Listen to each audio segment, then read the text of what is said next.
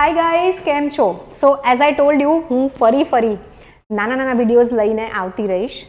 તો here I એમ, અને thank you very much. Last વિડીયોમાં પણ તમે લોકોએ બહુ જ સરસ રિસ્પોન્સ આપ્યો છે. તમે લોકોએ રિસ્પોન્સ આપો ને તો મને મજા આવે કે વિડીયો કરું, છોકરાઓને મદદરૂપ થાય છે, છોકરાઓને કામ લાગે છે, કંઈક હેલ્પ હું કરી શકું છું. તો આજે ભાઈ બહુ હોટ ટોપિક છે કે મેમ જીપીએસસી 2025ની એક્ઝામ ક્યારે આવશે. ઓકે, તો આપણે સૂત્રોની વાત નથી કરવાની, પણ ખાલી એક્ઝામની નહીં, કઈ વાત કરીશું હું લખી દઉં. ઓકે, ક્યારે આવશે,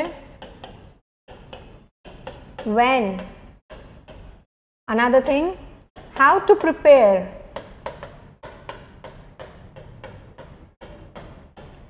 કેવી રીતે તૈયારી કરવી, અને ભાઈ ત્રીજી સૌથી મોટી વસ્તુ, હા, લેવલ શું રહેશે પેપરનું. શું આપણે છેલ્લા 4 વર્ષમાં જેવા પેપર ગયા એ લેવલ તરફ જઈશું, ઓર જેમ હસમુખ પટેલ સરે એમના ઇન્ટરવ્યુમાં કીધું છે કે દરેક વ્યક્તિ યુપીએસસી પાસ કરવાની ક્ષમતા ધરાવે છે, કોઈ બહુ મોટો પહાડ નથી, તમે જો રેગ્યુલરલી મહેનત કરો તો કરી જ શકો છો. તો મારી ગટ ફિલિંગ એવી છે કે ભાઈ આપણી જીપીએસસી જે છે એ ઘણી યુપીએસસીને અનુકરણ કરશે. તો એના માટે તૈયારી કેવી રીતે કરવી, આ 2-3 નાની મોટી વાતો આજે આપણે કરીશું. અગેન હું મારી પોતાને ઇન્ટ્રોડ્યુસ કરવાનું ભૂલી જાઉં છું. સો જે પણ લોકો નવા વિડીયો જોઈ રહ્યા છે એ લોકોના માટે આ એક 5 સેકન્ડનું 10 સેકન્ડનું ઇન્ટ્રોડક્શન જૂના લોકો સ્કીપ કરી શકે છે. મારું નામ શ્રુતિ પંચાલ છે. 4 વખત મેં જીપીએસસીનું ફોર્મ ભર્યું છે અને 4 વખત પ્રિલિમ્સ પાસ કરી છે, મેન્સ લખી છે, ઇન્ટરવ્યૂ આપ્યું છે. એમાંથી 2 વખત ત્રીજા અને ચોથા અટેમ્પ્ટમાં મને રેન્ક મળ્યો છે. ત્રીજા અટેમ્પ્ટમાં 66 રેન્ક મળ્યો છે એન્ડ ચોથા અટેમ્પ્ટમાં સિંગલ ડિજિટ રેન્ક 9 મળ્યો છે. તો યસ, બહુ જ મહેનત કરી છે, એક્ઝામને ડીકોડ કરી છે, ફૂલ ટાઈમ વર્ક સાથે, ફેમિલી સાથે, કઈ રીતે સિલેબસને ટેકલ કરવું, ઓકે, અને શું કરવું કે ભાઈ રિઝલ્ટ સારું આવે, એ બધી વસ્તુઓને બહુ ડીકોડ કર્યું છે. લગભગ 7 વર્ષથી હું ભણાવી રહી છું, છોકરાઓને માર્ગદર્શન આપી રહી છું. તો નાવ આપણે વાત કરીએ આ 3 મુદ્દાઓની ઉપર આજે. તો સૌથી પહેલો મુદ્દો કે ભાઈ ક્યારે આવશે જીપીએસસી 2025. સો જૂનું જો આપણે કેલેન્ડર જોઈએ તો એમાં લખ્યું હતું કે ઓક્ટોબર કે નવેમ્બરમાં સંભવિત ફોર્મ ભરાવા માટેની વિન્ડો ઓપન થશે એન્ડ તમે તમારું ફોર્મ ભરી શકશો, અને એક્ઝામ જે છે સંભવિત એપ્રિલમાં થઈ શકે છે. બટ સિન્સ હજી ફોર્મ્સ આવ્યા નથી, બહાર પડ્યા નથી, તો આઈ ફીલ કે એપ્રિલની જગ્યાએ આ એક્ઝામ કદાચ મે જૂનમાં જઈ શકે. Okay, this is my gut feeling, my hunch. કેમ? હવે તો હસમુખ પટેલ સર આવી ગયા છે, હવે તો બધું સમયસર થવું જોઈએ. તમારા બધાની વાત 100% સાચી, પણ હસમુખ પટેલ સર પાસે બહુ જ બધા પેન્ડિંગ કામો પડ્યા છે જે એમણે પતાવવાના રહેશે. જેમ કે અકાઉન્ટ્સ ઓફિસરના રિઝલ્ટ્સ નથી આવ્યા, ક્લાસ 1-2ની દિવાળી પહેલાં, ઓકે, ઇન્ટરવ્યૂ માટે એલિજિબલ કેન્ડિડેટ્સનું લિસ્ટ બહાર આવ્યું હતું, પણ હજી ઇન્ટરવ્યૂનો કાર્યક્રમ કઈ તારીખથી કઈ તારીખ સુધી એ પણ અનાઉન્સ નથી થયું. એક બીજી મેન્સ લેવાઈ ગઈ છે ઓલરેડી. ડિસેમ્બરમાં પણ બીજી બધી એક્ઝામ્સ છે, નાની મોટી, એસટીઆઈ મોટી એક્ઝામ કહેવાય. પીએસઆઈનું રનિંગ પાછળ ગયું છે. CC, I don't know what is happening with CC. અમે લોકો તો અહીંયા તૈયારી કરાવીએ છીએ કે ભાઈ 25 તારીખે એક્ઝામ છે, પણ એમાં પણ કોર્ટ કેસ થયો છે. So let's not get into all this things. આપણે એપ્રિલમાં એક્ઝામ આવવાની છે, મહિનો પાછળ જાય તો આપણને વધારે ટાઈમ મળશે રિવિઝન કરવા માટે, એમસીક્યુ સોલ્વ કરવા માટે, એ આપણે ધ્યાન રાખીશું. હવે લેવલની વાત કરી લઈએ, પછી આપણે હાઉ ટુ પ્રિપેર પર જઈએ. So I very much feel syllabus same રહેશે. બહુ મોટો સિલેબસ છે, આનાથી વધારે નાનું મોટું એડ કરી શકે, but it will not change majorly. Syllabus same રહેશે, પણ જે પ્રશ્નો છે, ક્વોલિટી ઓફ ક્વેશ્ચન્સ છે, એ કોન્સેપ્ચ્યુઅલ જવાની શક્યતા વધારે છે. એટલે ફેક્ટ્સ કરવાના જ નહીં એવું ના હોય. There will be a very good blend of concept and fact. તો જે સ્ટુડન્ટ્સ મેં એક બુક લિસ્ટનો વિડીયો કર્યો છે એ બુક્સ 100% દોડશે આ એક્ઝામ માટે. ઓલ્સો એક નવી વસ્તુ આવશે કે તમારે મેન્સ અને પ્રિલિમ્સની તૈયારી જે છે કોમન સબ્જેક્ટ્સ એની સાથે જ કરવી પડશે, કારણ કે જેટલા એનાલિટિકલ ક્વેશ્ચન્સ પ્રિલિમ્સમાં વધારે આવશે એટલું તમને કોન્સેપ્ચ્યુઅલ, એનાલિટિકલ અને મેન્સ ઓરિએન્ટેડ નોલેજ પણ જોઈશે જ. સો આપણે જે પહેલાં કરતા હતા ને કે આપણે પ્રિપેરેશન એકદમ કમ્પાર્ટમેન્ટલાઇઝ કરી નાખીએ કે ભાઈ અત્યારે હું ખાલી પ્રિલિમ્સનું જ વાંચીશ, મેન્સ તરફ મારે અત્યારે જોવું જ નથી, હું અત્યારે ખાલી ફેક્ટ જોઈ લઉં. ઓકે, એ પ્રકારની તૈયારી બિલકુલ નહીં ચાલે. આપણે આની અંદર 100% બધી જ વસ્તુઓ જોવી પડશે. ફોર એક્ઝામ્પલ એક નાનું ઉદાહરણ લઈએ, બરાબર. બધા યુદ્ધ કયા મેદાન પર થયા છે? મોટા ભાગના યુદ્ધ 1, 2, 3. ઓકે, સો જે ફેમસ જગ્યા છે વાય ત્યાં આગળ વધુ યુદ્ધ થયા છે પાનીપતમાં. પાનીપતના મેદાન પર જ કેમ આટલા યુદ્ધ થયા છે? નીચે આપેલ કારણોમાંથી સાચા ઓપ્શન ટીક કરો. હવે આવા ક્વેશ્ચન આવશે. ઓકે, છેલ્લા 2-3 વર્ષમાં કેવા આવતા હતા? પાનીપતનું યુદ્ધ કોની વચ્ચે થયું, ક્યાં તો ક્યારે થયું. થોડુંક ફાસ્ટ લખીશ, નહીં તો છે ને પછી બહુ સ્લો મજા ના આવે મને. અને હવે થશે કે ભાઈ કેમ ત્યાં આગળ થયું? કારણ 1, વિધાન 2, વિધાન 3, સ્ટેટમેન્ટ 1, સ્ટેટમેન્ટ 2, સ્ટેટમેન્ટ 3 અને પછી સિલેક્ટ કરો. A 1 અને 2 સાચા છે, B 2 અને 3 સાચા છે, C 1 અને 3 સાચા છે, D 1, 2 અને 3 બધા જ વિધાન સાચા છે. All statements are correct. તો હવે કોની વચ્ચે પાનીપતનું યુદ્ધ થયું, કે ક્યારે પાનીપતની ફર્સ્ટ બેટલ થઈ, સેકન્ડ બેટલ થઈ, થર્ડ બેટલ થઈ, એ વસ્તુઓ પ્લેન બ્લેન્ક ક્વેશ્ચન્સ પૂછાવાના ઓછા થશે, રાઈટ. પણ સમજો એકદમ આટલું કોન્સેપ્ચ્યુઅલ પણ નહીં જાય કે એકદમ આટલું ફેક્ચ્યુઅલ પણ નહીં જાય. હવેનો ટ્રેન્ડ એવો કંઈક આવી રહ્યો છે કે પાનીપતના યુદ્ધ વિશે નીચેના વિધાનો ચકાસો.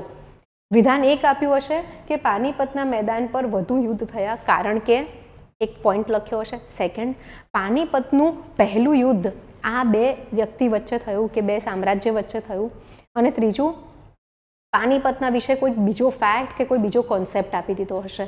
તો હવે આપણને પ્રિલિમ્સની અંદર કોન્સેપ્ટ પ્લસ ફેક્ટનું એક બહુ જ સરસ બ્લેન્ડ જોવા મળશે. ઓકે, એકદમ કોન્સેપ્ચ્યુઅલ કે એકદમ ફેક્ચ્યુઅલ તરફ પેપર નહીં જાય, but we will be seeing UPSC લેવલનું એક બહુ જ સરસ બ્લેન્ડ, રાઈટ.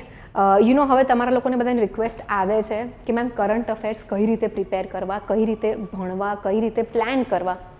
તો એના માટે there is a good news કે હું વીકલી કરંટ અફેર્સનો એક પ્રોગ્રામ લઈને આવી રહી છું તમારા માટે, જેમાં આપણે કરંટ અફેર્સની સ્ટ્રેટેજી ડિસ્કસ કરતા રહીશું. હું તમને વીકલી કરંટ અફેર્સના જે હાઇલાઇટ્સ છે, આખા તો ભણાવવા પોસિબલ નહીં થાય, પણ જે અમુક ટોપિક્સ બહુ જ ઇમ્પોર્ટન્ટ છે, રિપીટેટિવ છે, કે ઇન્ડિયન એક્સપ્રેસમાં બી આવ્યા, ધ હિન્દુમાં બી આવ્યા, એ હું તમને બાયલિંગ્વલ ઇંગ્લિશ અને ગુજરાતી 2 ભાષામાં સમજાવતી રહીશ.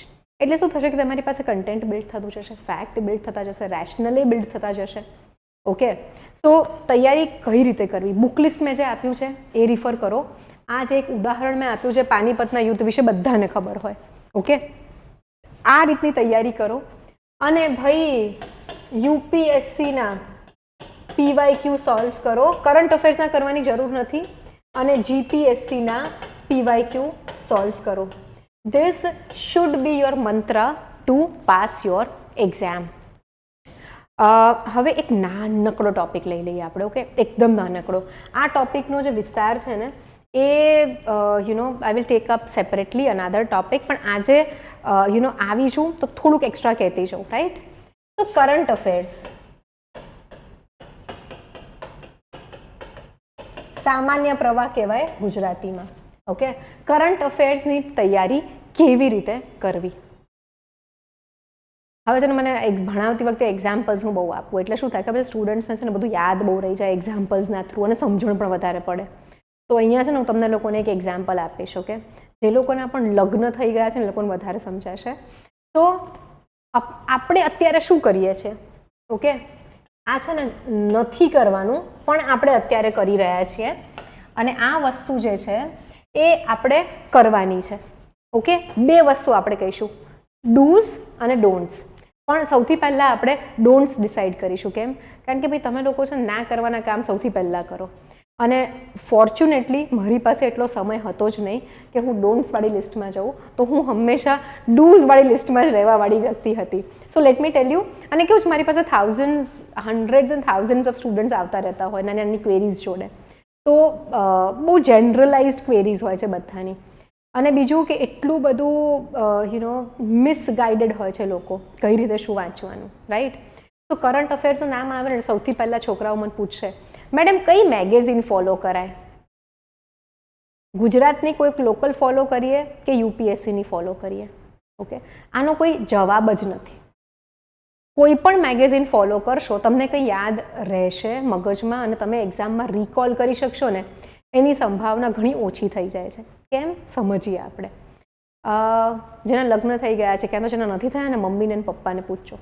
લગ્નના દિવસે કેવું હોય, લગભગ આપણે ગુજરાતી છીએ તો આપણા લગ્નમાં 400, 500, 1000 આટલા લોકો મિનિમમ આવતા હોય.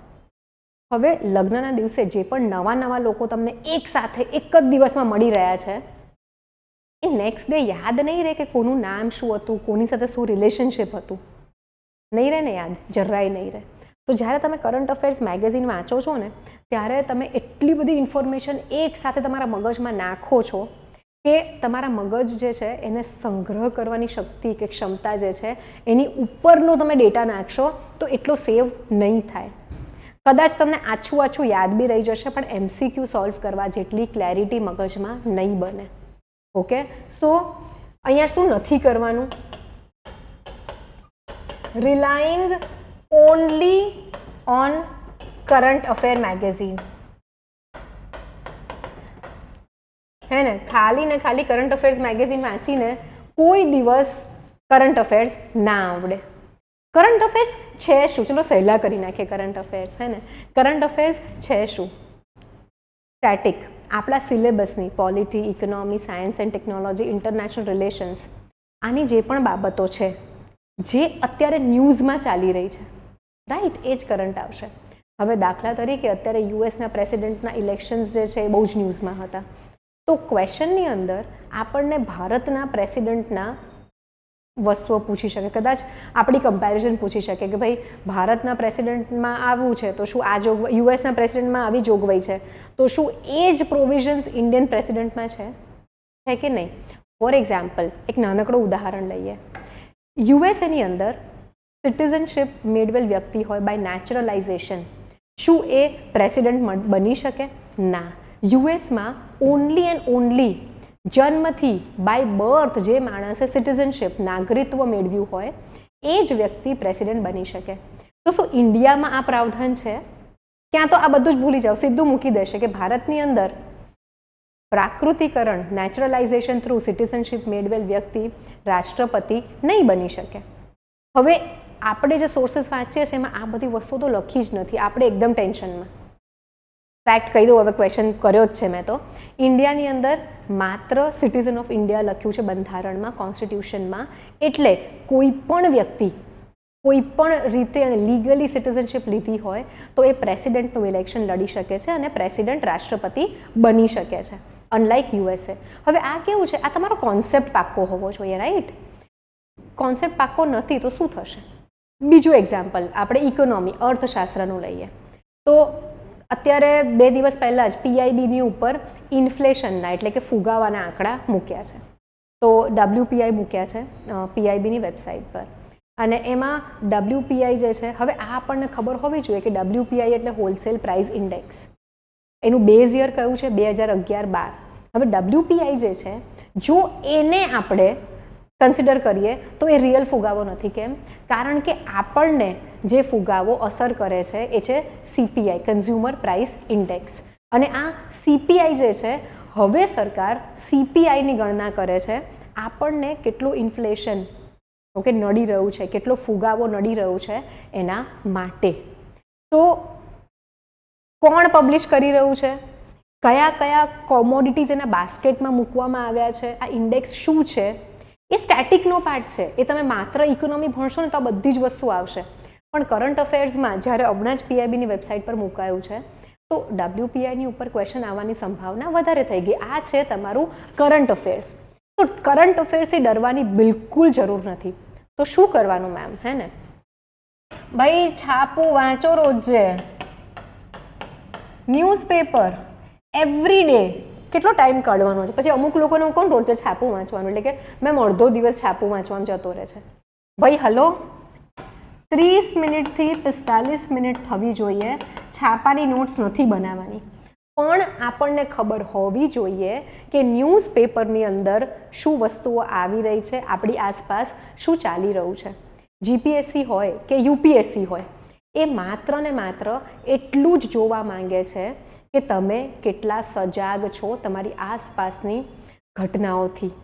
હવે દાખલા તરીકે તમે કરંટ અફેર્સ મેગેઝિન વાંચો, બરાબર, તો અંદર લખ્યું હોય મોદીજીએ ક્યાં ક્યાં વિઝિટ કરી છે. હવે જો તમે ન્યૂઝપેપર વાંચતા હો તો તમને ખબર પડે ભાઈ 15 દિવસ મોદીજીની રશિયાની વિઝિટના જ ન્યૂઝ હતા બધે.